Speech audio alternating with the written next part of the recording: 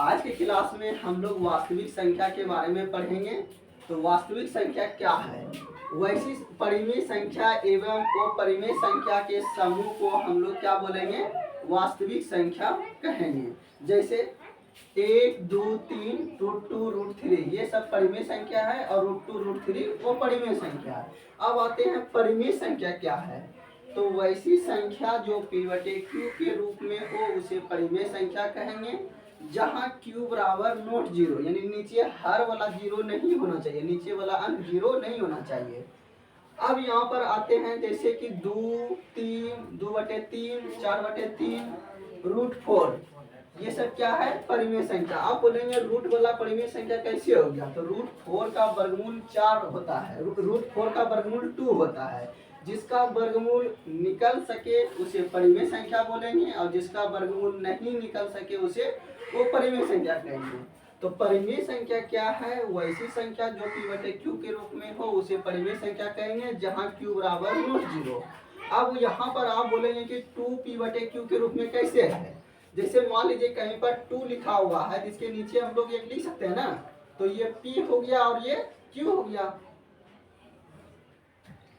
अब यहाँ पर आते हैं हम लोग अपरिमेय संख्या। तो वैसी संख्या जिसे P/Q के रूप में नहीं लिख सकते हैं उसे क्या कहेंगे? अपरिमेय संख्या कहेंगे। अगर यदि अपनी भाषा में अगर समझे तो इसे कहेंगे रूट के अंदर ऐसी संख्या, रूट के अंदर ऐसी संख्या या वैसी संख्या जिसका वर्गमूल नहीं निकले। यही सटीक भाषा है। रूट के अंदर वैसी संख्या जिसका वर्गमूल नहीं निकले उसे क्या कहेंगे हम लोग? अपरिमेय संख्या कहेंगे। जैसे √2, √3, √5 etc। अब यहाँ पर हम लोग नोट में लिख दिए हैं √4, √9 परिमेय संख्या है। रूट के अंदर 4 और 9 परिमेय संख्या, क्योंकि इसका वर्गमूल निकलता है। तो यहाँ पर हम लिखे हैं कि जिसका वर्गमूल नहीं निकले उसे अपरिमेय संख्या कहेंगे, जिसका वर्गमूल निकलेगा उसे परिमेय कहेंगे। अब उसके बाद हम लोग आते हैं अभाज्य संख्या क्या है। तो एक से बड़ी वैसी संख्या जिसका गुणनखंड एक और स्वयं वही संख्या हो उसे क्या कहेंगे? अभाज्य संख्या कहेंगे। जैसे अगर यदि आप समझें, जैसे मान लीजिए 2 है, 2 किससे कट रहा है? 1 से कट रहा है और स्वयं 2 से ही कट रहा है। जैसे 3 किससे कटेगा? 1 से और 3 से। तो वही तो लिखे हम, वैसी संख्या जिसका गुणनखंड 1 और स्वयं हो, यानी स्वयं जो संख्या वही हो उसे क्या कहेंगे हम लोग? अभाज्य संख्या कहेंगे। जैसे 2, 3, 5, 7। अब यहाँ पर 2 सबसे छोटी अभाज्य संख्या है, इसको लिख लेंगे। 2 सबसे छोटी अभाज्य संख्या है। 2 सबसे छोटी सम अभाज्य संख्या है, सम अभाज्य संख्या है। उसके बाद आते हैं हम लोग सअभाज्य संख्या। वैसी दो संख्या जिसका एक के अतिरिक्त कोई अन्य गुणनखंड नहीं हो उसे क्या कहेंगे हम लोग? सअभाज्य संख्या कहेंगे। इसमें हम लोग याद रखेंगे जैसे 2 एवं 3, 4 एवं 5। इसमें देख रहे हैं कि 2 का गुणनखंड, अगर यदि इसको उदाहरण के द्वारा समझें तो 2 किससे किससे कटेगा? 2 का गुणनखंड 1 और 2, और 3 का गुणनखंड हो जाएगा 1, 3 का गुणनखंड हो जाएगा 1 और 3। तो यहाँ देख रहे हैं कि 1 के अतिरिक्त कोई अन्य गुणनखंड ऐसा नहीं है जो दोनों में शामिल हो। तो ऐसी संख्या को हम लोग सअभाज्य संख्या बोलेंगे।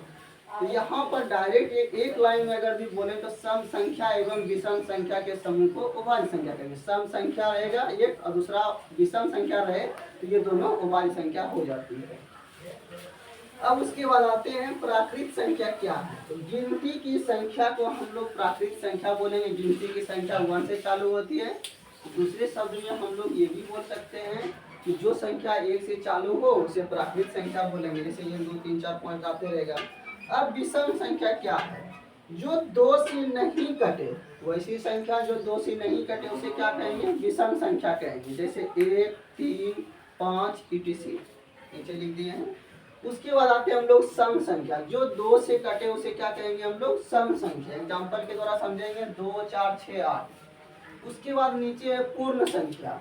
प्राकृत संख्या के समूह में शून्य को शामिल कर देने के बाद पूर्ण संख्या प्राप्त होती है, या इसको बोल सकते हैं वैसी संख्या जो शून्य से चालू हो उसे क्या कहेंगे, पूर्ण संख्या कहेंगे। जैसे 0 1 2 3, 0 में यहाँ से अगर इसको हटा दिया जाती है प्राकृत संख्या हुआ, इसी को बोला जाता है प्राकृत संख्या में शून्य को शामिल कर देने से पूर्ण संख्या बन जाता है। अब यहाँ मेन लाइन समझने की बात है कि पूर्णांक संख्या क्या है। तो ऋणात्मक संख्या, शून्य संख्या एवं धनात्मक संख्या के समूह को पूर्णांक संख्या बोलेंगे। अगर जिसको एक भाषा में बोले तो डायरेक्ट बोलना होगा कि माइनस इन्फिनेटिव से प्लस इन्फिनेटिव के बीच की सभी संख्या पूर्णांक संख्या होती है। पूर्णांक संख्या क्या है, ऋणात्मक संख्या, ऋणात्मक शून्य एवं धनात्मक संख्या के समूह को पूर्णांक संख्या कहेंगे। जैसे -3 -2 -1 0 1 2 3।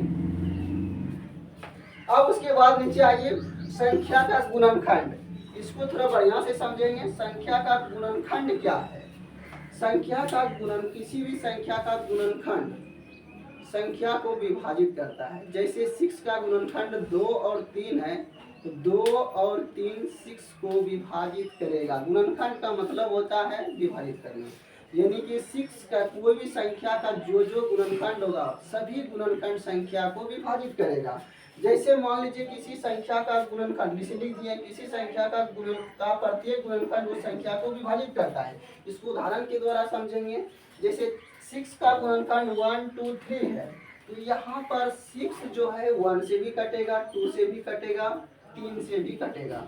यहाँ लिख दिए, यहाँ 2 और 3 दोनों 6 को विभाजित करता है, यानी किसी भी संख्या का प्रत्येक गुणनखंड उस संख्या को विभाजित करता है। ये आप लोग याद रखेंगे। उसके बाद आते हैं हम लोग की एक ऐसी संख्या है जो सभी संख्या का गुणनखंड है। 1 का भी है, 2 का भी है, 3 का भी है, 4 का भी है। उसके बाद हम लोग समझेंगे भिन्न क्या है। जो अंश बटे हर के रूप में हो उसे भिन्न कहेंगे। जैसे भिन्न क्या है, ऊपर अंश रहेगा नीचे हर। जैसे मान लीजिए कोई संख्या p बटे q के रूप में है, तो ऊपर वाले को हम लोग अंश बोलेंगे, नीचे वाले को हर बोलेंगे, जहाँ q बराबर नॉट 0।